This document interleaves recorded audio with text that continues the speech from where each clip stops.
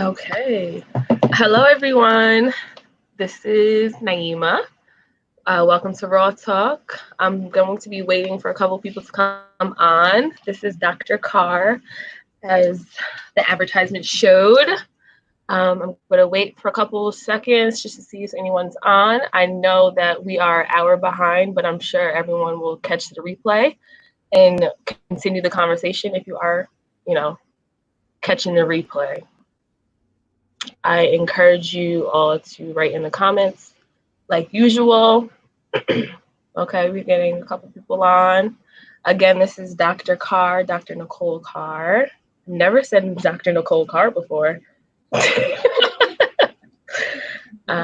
right. Well, now you're a former student, so you can just say Nicole, or it doesn't have to be I don't know. It's not. I don't know. It just don't sound right.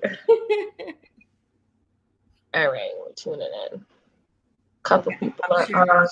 I'm sharing. Yeah, me too. I'm gonna share it right now.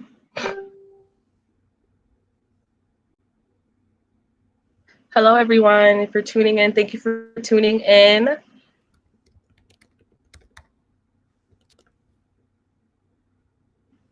Okay. Thank you for tuning in, everyone. We're just waiting a couple of minutes.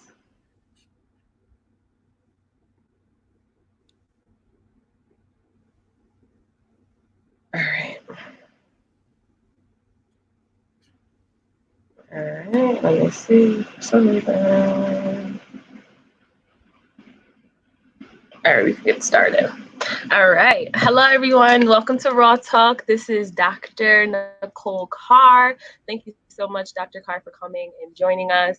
I know that we had a little glitch with the timing, but we are here and we are present and we're going to do what we have to do and foster this dialogue. If you are catching this replay, you can type replay and let me know your thoughts. This is what I want. I want dialogue. I want everyone to feel welcomed, to express how they feel. And let's get started. Dr. Carr, can you introduce yourself? Yeah. So Naima and I know each other because I used to teach at SUNY New Paltz, and I was in the Black Studies program, and my specialty is African American literature. Um, and now I'm in Texas, and so that's why we had a kind of snafu with the time.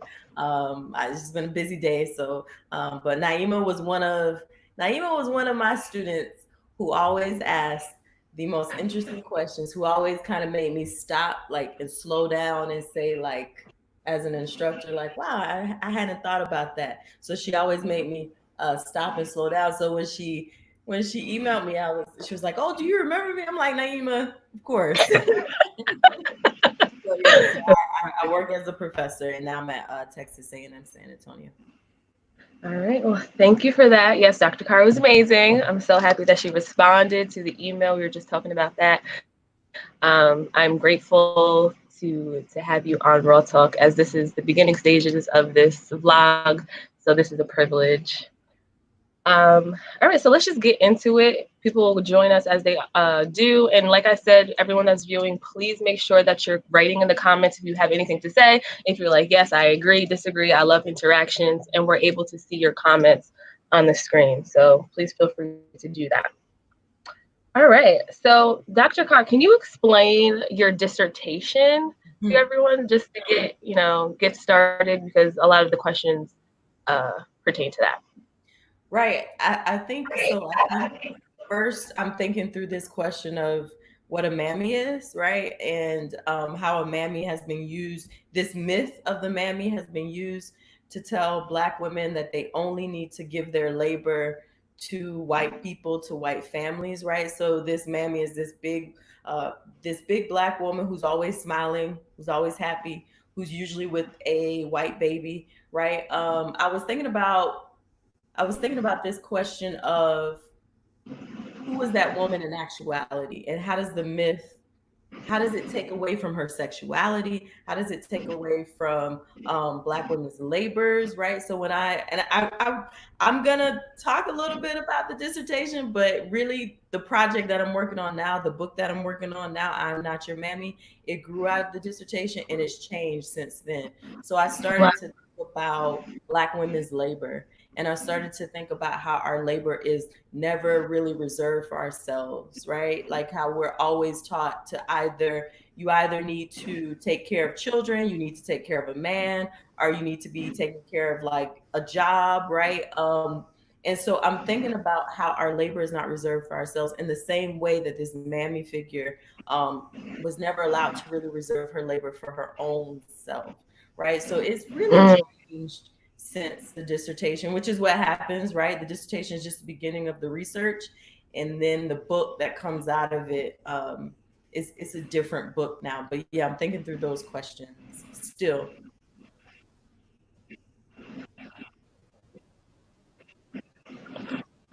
yeah. Yes. So it's evolved Hmm. as the Black woman does, right? We're like always going through different things, and that makes sense, honestly. And when I asked you about the piece, I'm Not Your Mammy. It makes sense that it's not complete, right? Because everything is changing, and you're doing a lot. And when is it? When will it ever be finished? In actuality, it's like it's gonna Well, continue to keep and we going, hope right? it. My mentor is like, I need to see some chapters, right? So I'm hoping like within about like 2 years it'll be finished. And really, in the book, I'm thinking about like motherhood and mothering, not just motherhood, Mm, right? Not just someone who's a biological mother or someone who adopted kids, but also people who mother, right? So people who mother wouldn't necessarily just be like a mother, right? It would be someone, it could be an auntie, it could be someone who's a caregiver, someone who's a mentor, right? Who has guided you through, right? And so I'm thinking through this question of how Black women have changed over time in their mothering capabilities and how they're reserving their labor for themselves and their own communities.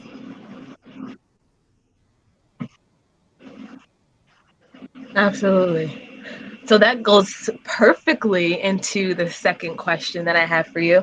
So, in regards to Black motherhood, can you explain what you mean by Black mothers are mothering through anger? This is something that you brought to my attention at SUNY New Paltz, and I kept it. Like, I'm always thinking about this question. It's so thought provoking. So, can you explain what you mean by, Black mothers mothering through anger? And like you said before, not actual, not mothering as in you gave birth to this person, but just that nurturing side. Right. And I think when I talk about anger, I mean, I always tell my students like anger can be productive, right? And I'm thinking of Audre Lorde, right, who says, that anger can have information, is loaded with information, is loaded with energy, right? That if you channel it, you can use it properly, right? So I think when I say that Black mothers are mothering through anger, right? I mean, look at what's going on around us, and you'll hear Black women say, "Oh my!" Even you'll hear some Black women who aren't mothers yet say, "I don't know if I want to bring a child into this world because I'm afraid of what could." Right? Exactly. Right? I don't. I'm afraid of what could happen. Meaning, all this stuff that gets dumped onto us, it makes us angry. It makes us rage because we're looking around and saying, George Floyd could have been my child. Breonna Taylor could have been my child. That could have been my daughter. Right?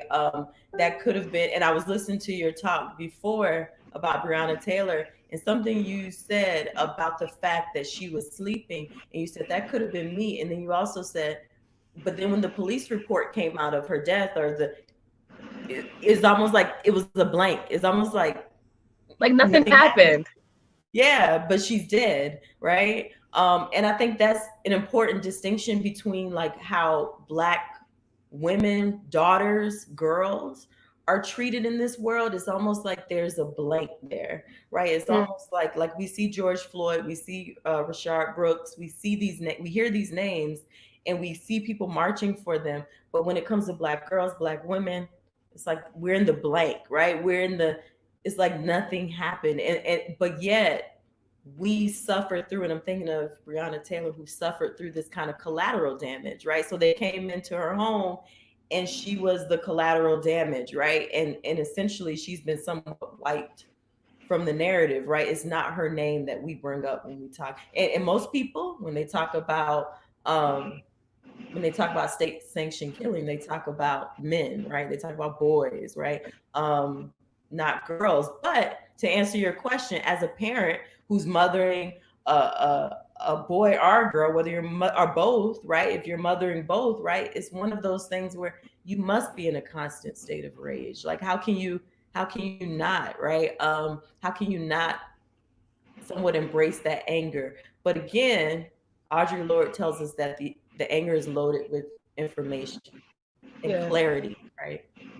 And that part is really important. And it makes me think about, excuse me, an example that you said years ago, and you used Philandro Castro's case in the video with the girlfriend or the wife, I'm not sure who Right. she was to him, with their child, and just having to still be having to nurture this young girl that just witnessed this, and then being enraged, like this parallel, like that video in itself is so crazy if people really Mm-hmm. think about it. Like, this is what Black motherhood looks like on the daily. Like, we Mm-hmm. have to be able to have this balance, and then our children are exposed to this, damaging their psyche, changing their psyche. Like, it starts so young. So And yes. and and in the video, when and we're talking about Diamond Reynolds, Philando Castile's fiance, right? In the video, Yes. so after she witnesses her fiance get shot and killed, die in front of her, and mind you, her daughter is in the back seat, right? Her daughter sees this. They put her in the back seat of a cop car and they handcuff her. So as her daughter is experiencing all of this, she can't even like hold her daughter and say like it's gonna be okay because she's handcuffed with her hands behind her. And then in that moment you hear the daughter tells the mom, it's going to be okay, mommy. And I want us to think about that, because again, we have a tendency to think about police killings as something that only affects the man, as something that only affects the son, right? But we have to think about who's left behind and what kind of trauma it does when a daughter, I think the child was like 3 or 4 or 5 or So something, young. right? She has to comfort her mom. Her mom can't comfort her, right? And what that did to her, and what does it do to the survivors, to the people who have to go on and live in that kind of trauma? Yeah, so absolutely. Hmm. Right. Like, how is she now, right? Hmm. How did that traumatic situation affect her now? Hmm. So crazy. All right, so we have a couple people commenting. Linique said, yes, it's almost like we can't be human. The little girl thought her mom would get shot if she expressed the emotions she was feeling. Right. A little girl that young, she's putting the pieces together already, right? This horrible story, this horrible narrative, she's starting to understand. And that's going to keep mom with her. That's how things happen. That's how things keep going. That's how generational things happen. It just keeps going and going and going.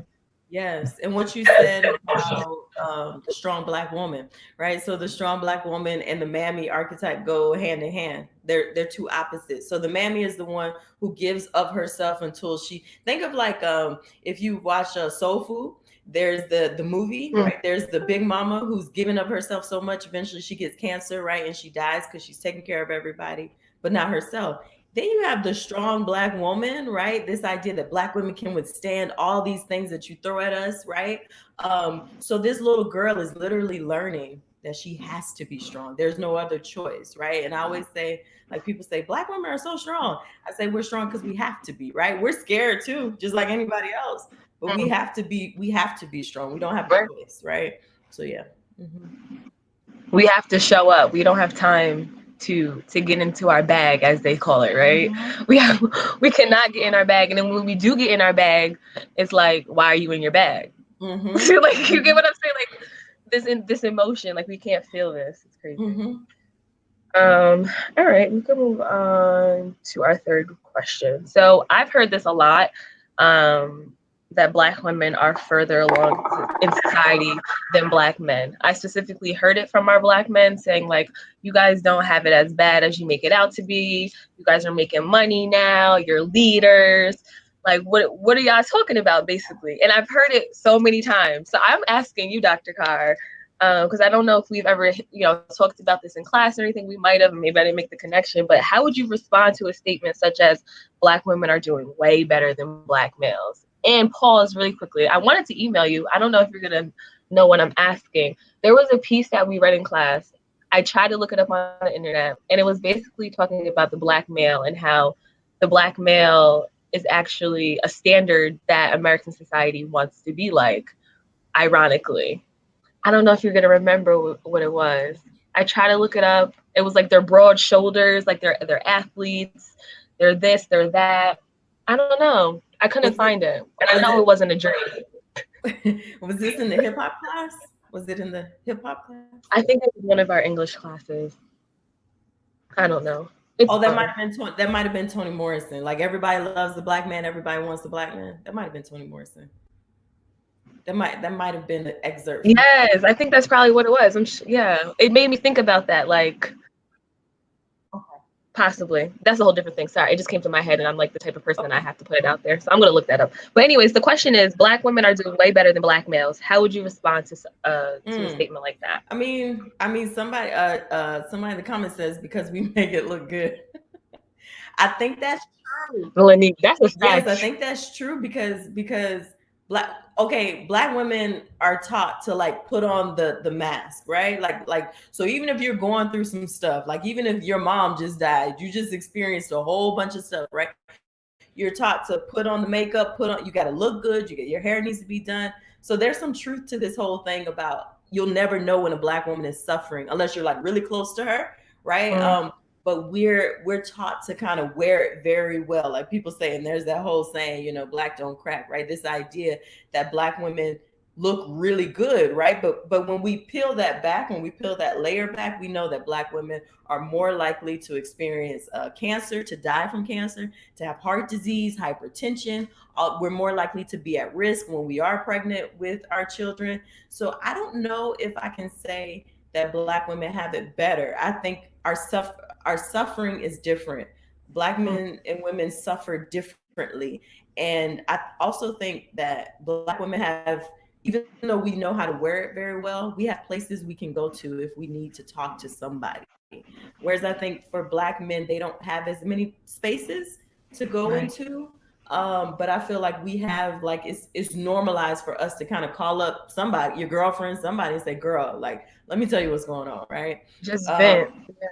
Right. So I can't say that. I mean, I know that Black men, for the most part, is true. They aren't the breadwinners of the family. Usually it's the Black woman, right? So I do know that's true. I know that when a Black woman marries a Black man, she's less likely, like marriage is a way to climb up the ladder for most women. For Black women, it's actually the opposite, right? Because and a lot of this is just structural, right? It's not that Black. Yeah, it's not personal.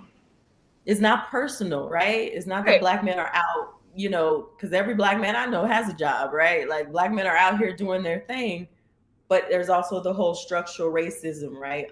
Where Black men are more likely to be in service jobs. They're not gonna make as much as their white male counterparts, right? So I can't say that who has it better. I just think I want us to get to a point where Black women and girls feel respected by Black men and by the community in general, right? I think that's where the healing needs to occur. So I can't say who has it better or who has it worse, right? I can't say that. Yeah, I definitely have to agree with that. I was just talking to my girlfriend about that, about how guys express these differently, and she was like, Black women, we need to be there for our Black men and all this stuff. I'm like, we always are. I'm like, I think it's just that they have, the way that they're taught to express themselves is differently. They don't have group chats with their guys talking about their feelings. They're not doing affirmations for one another. They're not doing 21-day challenge affirmations. They're not doing these kinds of things because they're taught not to do that. Like that's not what's right. Right. So I have to agree with you that I think that we suffer just differently, and it's not a race. And that question wasn't, intended to say that there's. But I've heard it from Black males, like, y'all good. Like, y'all Black women, y'all good. Y'all got it. Y'all need someone with a job. I actually heard someone say this to me a couple weeks ago because his friend was trying to talk to me, right? And I'm like, I'm good. And I must have said it in like a snobby way, or I don't know. That's none of my business. However, I don't know how I said it. And he was like, "That's what's wrong with black women. Like, they need a car. They need a black men need a job. We need this. We need that." I'm like, "Well, it would be nice for a black man to, if I'm dating someone, I would love for him to have a job. Like, I would love for him to be making some kind of money." I don't know what was the intent behind that. Which, you know what? It's funny because when black women have standards, then we get labeled as like gold diggers. But again, when black women marry, we aren't gonna marry into wealth, right? Black men on average have less wealth than their white counterparts. So I think, like you're saying, I think it's fine to have standards. I think black women should, and I think again, like you're saying, a car, a job.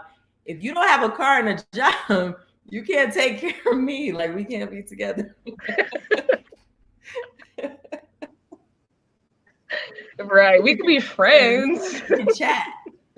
Right. Okay. We could move on. All right. So not to rush out of Black women or anything like that, but I wanted to talk a little bit about hip hop because I've experienced the conversation of hip hop with you at SUNY New Paltz, and we're actually going to still touch on Black women within hip hop. So we're not really leaving that much, right, but kind of just switching into hip hop a little more. So first and foremost, this is not a part of the questions, but I'm just going to ask it. What made you want to teach this hip hop class at SUNY New Paltz? Oh, okay. Well, the class was already on the books, so I just kind of came into it. Just jumped in.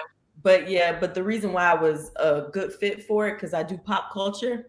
So I do like, and when I say pop culture, what I specifically mean, because I know some people do like cartoons, anime, what is it? Comics. I do like music, reality television.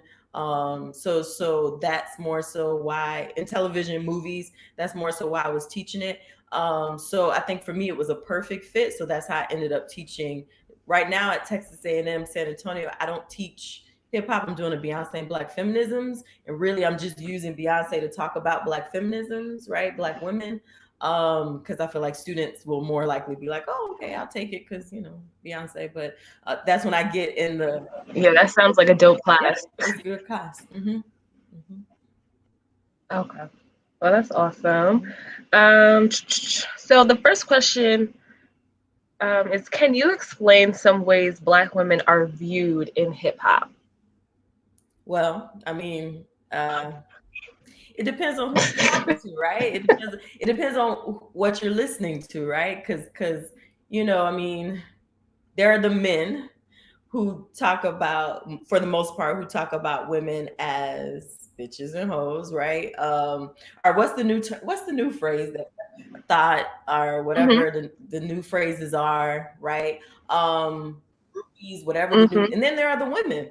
Right, there's like City Girls, Megan Thee Stallion, right? I think Doja Cat is now someone who's popular, who talk about it from the perspective of, kind of like what we were saying. No, I'm not gonna have sex with you if you're not gonna provide something.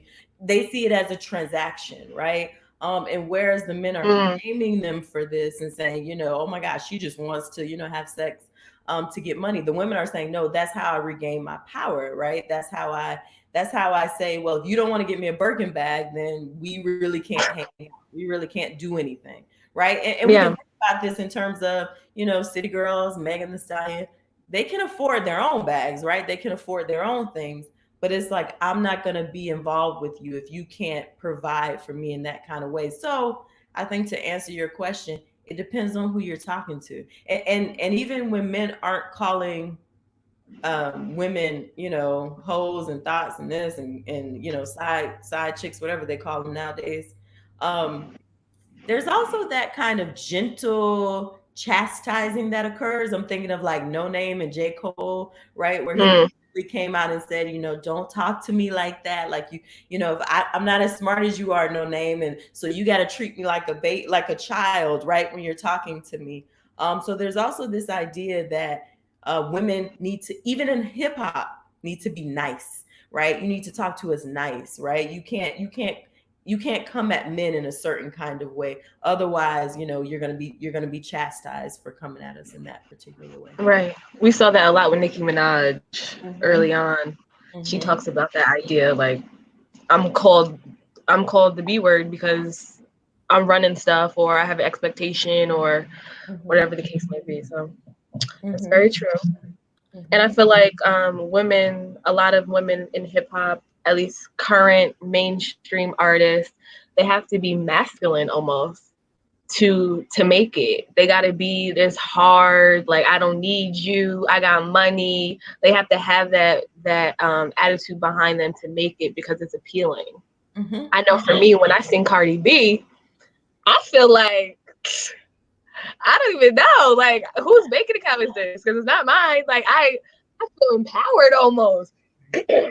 Especially early Cardi. I feel like she was really raw and she wasn't really into the pop culture yet. Like she was just kind of spitting what she was just her about her life. At least that's how I began to follow her. She was funny on Instagram. She was real. I think she still is real. I think she kind of toned it down just due to her role and her status right now. Yeah. But I can definitely see a little masculinity in Nicki. I mean, in Cardi B. Yeah, and I think hip hop as a genre is very masculine, and it's masculine, but also it's hyper masculine in the sense it's all about bragging about how much you have, about it's about braggadocio. It's having that kind of having that kind of energy that makes you seem bigger than what you actually are, right? So I think that's what Mm. even if you have someone who is somewhat I think we froze. what'd you say? Did I freeze? Did I freeze? Can you hear me? I think we froze a little bit. But you can keep talking. I think it'll reconnect. Right. Okay. So yeah. So I think it's Possibly. a masculine genre, right? A hyper masculine. How do we look, people? If you can see us, type you can see us. I think it's better now. Okay. Possibly. Oh, she's. Can you see me? I can. Yes. All right, I can see you. Okay. You're good. Okay. What were we talking about? I forgot. I don't know. Okay, so yeah, we were talking Where's about Jess? Okay, I see Jess. Okay.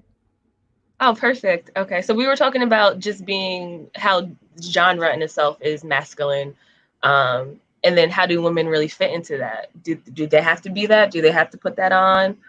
And I But think so. I think Nicki Minaj is one who, and Nicki Minaj is all over the place now, but I think she's one Hmm. who does maintain a kind of femininity, even in the way she sounds and the way she looks. She does maintain a kind of like a Barbie doll type femininity, but then we can ask ourselves, like, is it super super feminine to make guys say, okay, she's not a threat? Which I think Nicki Minaj is more talented than most of her male counterparts, right? But Absolutely. right, but maybe she puts on this kind of hyper feminine, but she's one who kind of is more feminine than masculine, right? So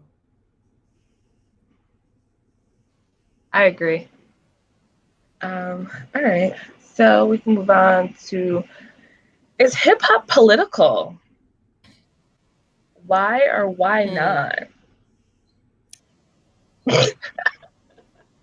that's um, a good question. yeah. So yeah, she's.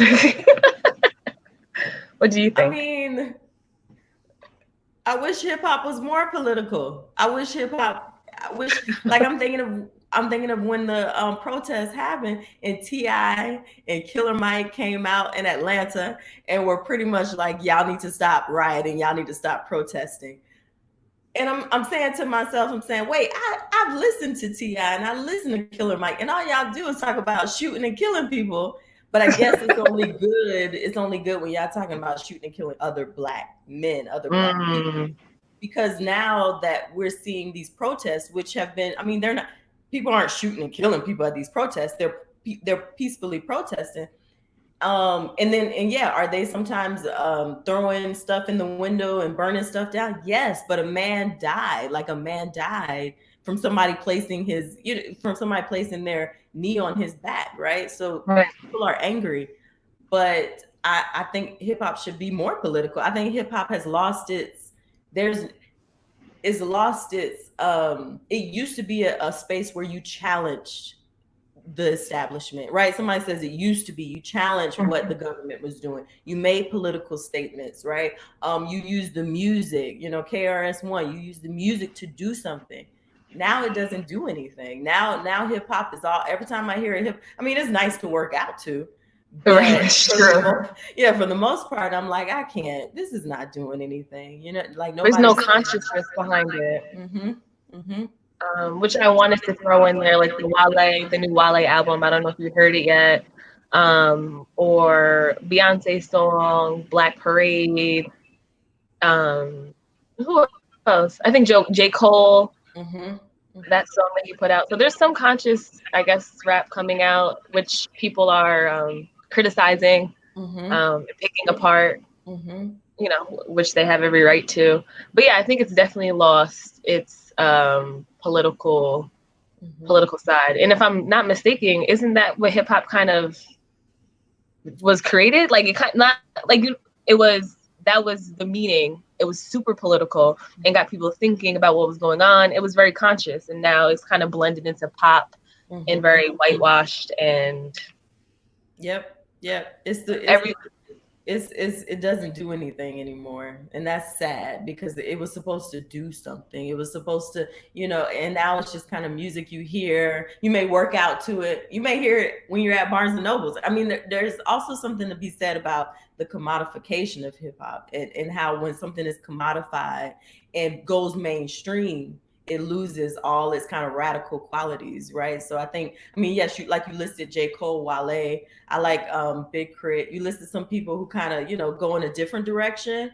But I also think like there was a time when rap was supposed to do something. And so when you had people like Uncle Luke come around and he was saying, you know, pop that pussy, right? People were like, wait, no, this is not rap, right? This is not what rap is supposed to do, right? So there was a time when that was rare. Whereas now I feel like conscious music is kind of like sidelined, right? And more mainstream music, mainstream artists are they're the norm now. Agreed. Are these your peeps? Yeah, and there's my brother.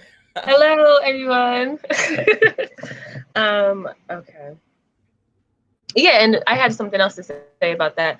I think mainstream media, it's made for everyone to listen to and for everyone to be comfortable with. Yes. Right. So if we're doing conscious rap, we're putting conscious rap out there, we're making other listeners uncomfortable. So I was thinking about that too. So. And also, is hip hop a part of this Black Lives Matter movement? Why or why not? Well, I mean, okay, well, maybe like you're saying, like I know for me, seeing Killer Mike, and this is more my generation. Like I'm older, so this Killer Mike, Ti, seeing them come out and say, "Hey, stop protesting, stop, you know, being angry, stop, you know, stop doing these riots, whatever." This is Atlanta. Seeing them protecting property, state property, over like Black lives, like over saying, no, I'm for the people. I'm with the people out there. That made me think that hip hop was not, that there's no place for this kind of political agenda that we used to see, right? And so is it for Black Lives Matter? You know, I question any genre of music that talks a lot about violence against other Black people. But then when this kind of protest happens and they're specifically talking to the government, specifically talking to the police officers, right? They kind of say, wait, hold on, everybody, we just need to calm down, right? I question anybody who has that kind of response because it doesn't seem, it's something somewhere along the line is not syncing up. So I you know, I will hope that it's for the Black Lives Matter movement, but I don't know. Right. Yeah, I don't really see them that present. And this made me think about not specifically hip hop, so I'm kind of going off, but George Floyd's funeral. Extremely capitalized, extremely like I follow people that were, at least they claim to be very close to George Floyd, and it seems like cousins and like best friends that didn't have a voice during this funeral. That was extremely Hollywood. And I have a friend that was like, listen, if I die like he died, make sure my funeral's Hollywood. Like, it was a joke, but I'm like, that I didn't see his life, right? I didn't see his life. I didn't really capture what he was about or his friends and family, because we're in election year. Joe Biden did a whole speech during his funeral, like Right. just certain things like that. And I feel like I'm not blaming the Black community, but it was just weird energy. It was super weird energy when I was watching it, and it was super political. And Black people, it seems like, are always capitalized, like when, during slavery, right? That's the reason for we were building the economy. Now, like, Black Lives Matter during this election, like money is always tied to our, it seems like. I don't know if am I still frozen? Am I frozen? No, I can hear you. I can hear you. Oh no, my connection is garbage. But I can. Can you guys see me? I can. Dr. Carr, I don't know if you can hear me. I can't hear you. You can't hear me. Hello, hello. I can hear you. Can you hear me?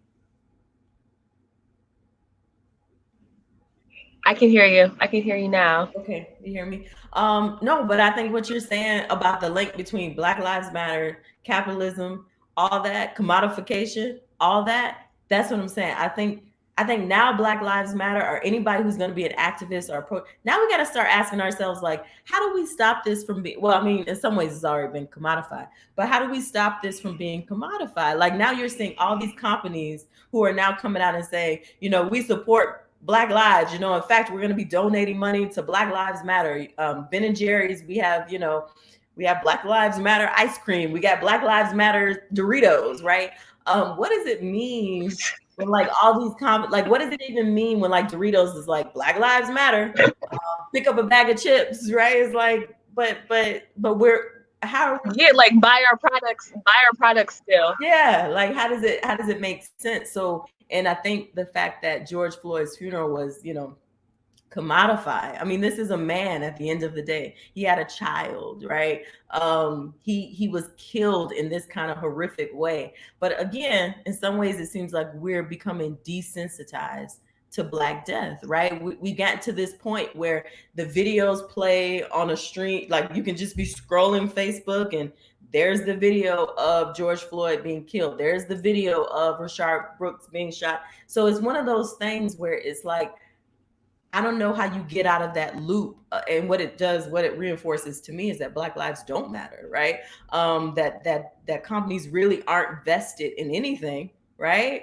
Because honestly, one thing that's been missing from this conversation is reparations, right? Is like giving Black people money, right, for the horrors that they've endured in slavery, and right now that we've still endured post-slavery, that we're enduring right now. So that's one thing that's missing. So donating to organizations, that doesn't help Black people like me and you. That doesn't help my cousin. That doesn't help my mom. That doesn't help anybody, right? So I think we have to start thinking about how this commodification is gonna, like, change, is actually reinforcing that our lives don't matter.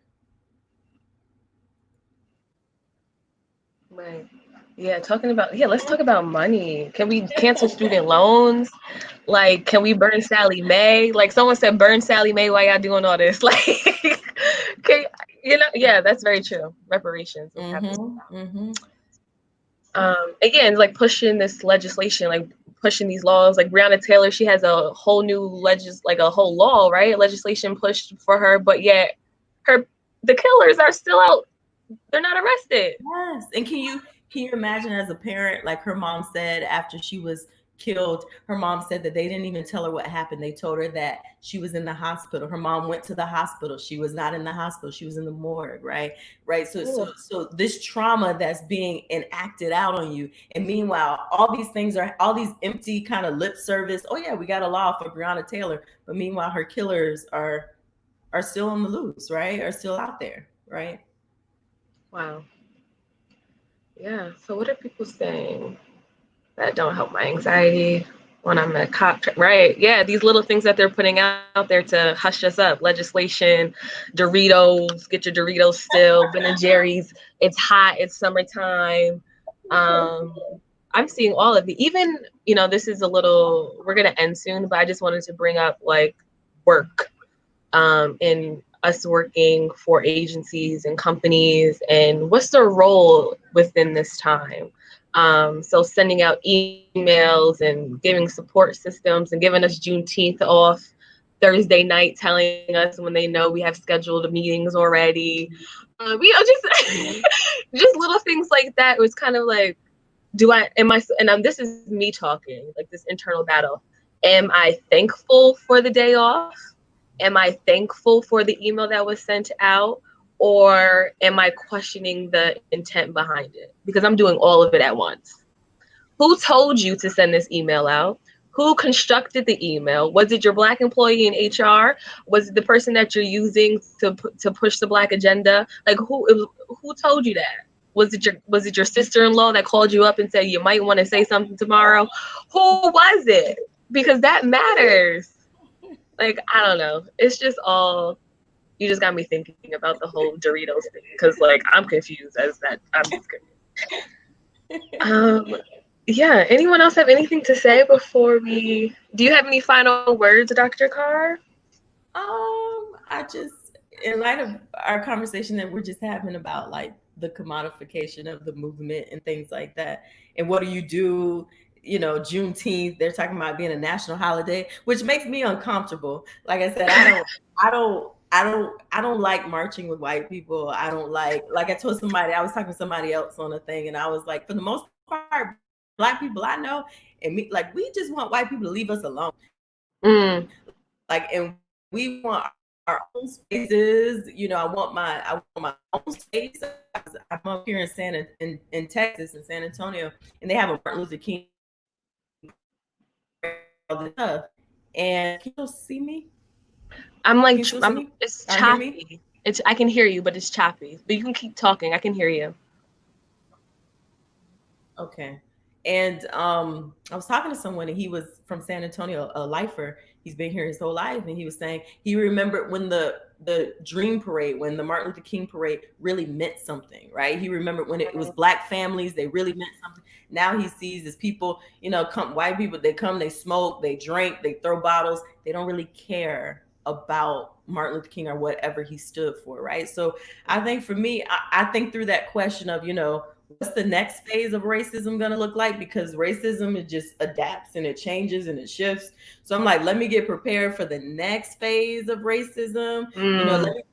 Let me be in the range, shooting, because it's crazy time. So if I had to tell Black people what they need to be doing, Black people need to protect themselves, right? Yes.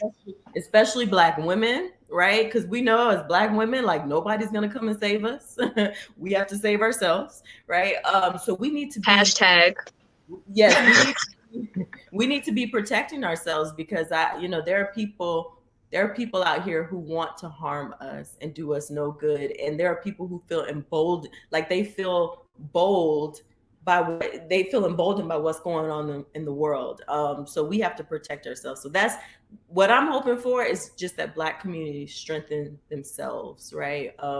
Within ourselves. Let's not look outside to other people. And I'm with the protest.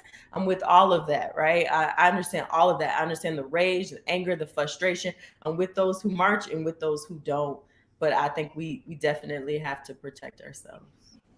Yeah, I agree with that. I mentioned that on my Facebook when this first started, especially with Breonna Taylor. Like, yeah, we just got to get armed. At the end of the day, like, we can talk about building financial wealth for us and doing all of that. We did that in the past, right? We did all this. I think it's just kind of just looking out for ourselves at this point and really healing ourselves. And how do we do that? How do we gain respect for one another again, or rebuilding that trust between the Black woman and the Black male? Like, how do we get there? Because white people, they can do their own research and they can become anti-racist and they can strengthen their community that way to help us and become allies, but they can't heal us. Yes. They can't erase all of what has happened. It's it's impossible. Mm-hmm. So I agree with you. And I like And how you like how you said they can't heal us, right? They can't. That's we got some, like, I think about Black trans women who, yes, when they're killed, when they're murdered, nobody says anything, right? yeah, Nobody bats an eye. So I think, and then also we saw these videos. I saw a video of a girl being dumped into a trash can, right? A Black girl. It was Black boys doing this to her, right? Toyin, the girl who was the Florida activist, right? Who was marching, right? And ended up getting sexually abused, raped, and then murdered by a Black man, right? So I think what you're saying about white people can't heal us, even if we were to magically be given $1 million on Monday, right? We still have issues in the community, right, that we have right. not come to terms with. And I think even for Black women, I think there's a lot of anger, there's a lot of feelings of neglect, there's feelings like we're just out here doing this by ourselves, and we're not being supported, we're not being protected in that kind of way. So my hope is like just that, you know, I'm just one of those people who I believe in women supporting women, and my Yeah, hope is just that I can build with other like-minded women, right? Who want to come along for the journey, because there's a lot of healing that still has to occur in our own communities, like you said. absolutely. And just made me think of something else with just like staying within ourselves and healing ourselves. And like I thought in the car the other day, like even if racism is never going to go away, but things getting better or looking different, however you want to phrase it, um, Black people, and maybe I heard it in a podcast. I don't remember. I don't know if it was my own thoughts or someone that thinks like me, similar. I don't know. But it was just basically talking about how Black people are always going to have different conversations amongst one another, right? Like there's never going to be, even if like I have plenty of white friends and different friends of races and things of that sort, but the conversation is always different amongst each other. And I think like even doing this vlog, um, putting the Black thought out there, right, and really being vulnerable and just talking however we want to talk, we have white viewers, right? So we're being very vulnerable and transparent, right? So I kind of I'm saying all of this to say, like, I want white people to do this. I want white people to become vulnerable and transparent and be able to feel and be able to talk. And I'm not talking about the extreme racist white people, right? Just Mary that's just next to me doing our documentation that we have to do. What does she really feel? How does she really like what's going on in her head? So that just made me think about, staying within ourselves, but also thinking about what other white people are thinking about and what are they saying amongst themselves. Well, Because we'll never know. right, and and I'm not the white whisperer, but I think some white people are at a point where they're trying, right? Some of them are trying. Absolutely. Some of them are trying. Some of them do want to see some kind of change. I think some of them have been reading, so they're trying their hardest, right? But again, I think we have to we got to always keep in mind the system. Like I tell my students, you got to understand, white people benefit from the system and structure of racism. Like, why would they give it up? Like, what would be their incentive to give it up, right? So yeah, you can have nice white people, but in terms of toppling the structure, because in order for racism to end tomorrow, white people would have to topple it, not Black people, not people of color, right? But white people would have to say, no, this ends today. And I don't see that happening, right? I don't see white people saying, no, this ends today, we've had enough, right? I don't see that Yeah. happening. So I don't, but I think they are trying, right? I think they are trying. Yeah. I think the trust needs to be rebuilt, and actually saying the simple concept that people have arguments about on Facebook all the time is, all lives matter or do Black lives matter, right? This simple concept that means so much, right? I think to boil it down into its simple terms, like, are you here for us? Do you see us? Can we build this trust again? And then maybe we can be this cultural diversity whatever you guys, you know, like we can't have a Black day, but we want to have a diversity day, right? We can't have a Black day, but we can have a diversity day. No. I think that's where it begins. Like, it's as simple as that. Like, once we can get over the Black Lives Matter, right? That whole, not even the actual movement, just a statement, not the political movement, but just saying Black Lives Matter. Once we get over that, then we can chit that. But see, I don't know if they're gonna get over that, because I just watched a video. I know. Some lady was going off about somebody put Black Lives Matter on her somewhere in her neighborhood, and she was like, oh, "No, take this down. You know, I don't want to see this." Right? So I don't know if they. I don't know if they can get over it. I just think. I just think they feel so threatened, and they have all these myths about Black people floating in their head, that they think if we take over, or if we become human in their eyes, that we're going to take over, and we're going to you know, do something horrible to them. But I don't know. I don't know.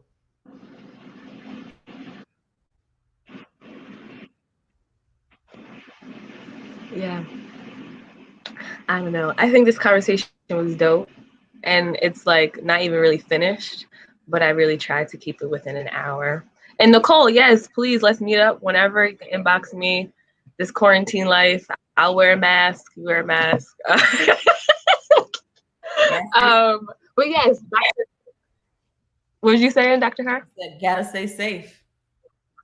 Gotta stay safe. Yes.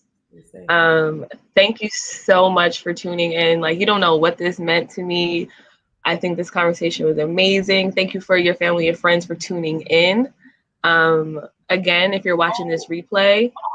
And Naima, you got to tell them to follow your Raw Talk, because Naima's on Facebook, YouTube.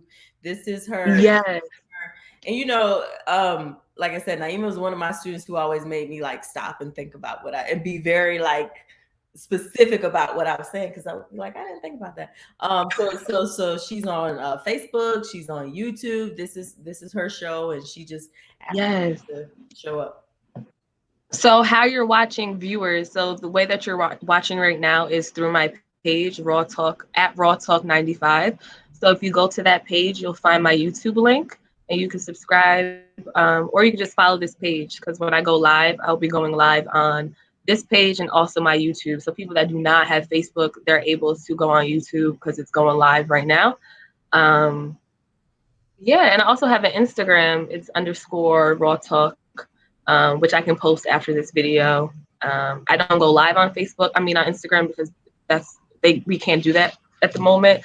Instagram doesn't allow us to stream that way.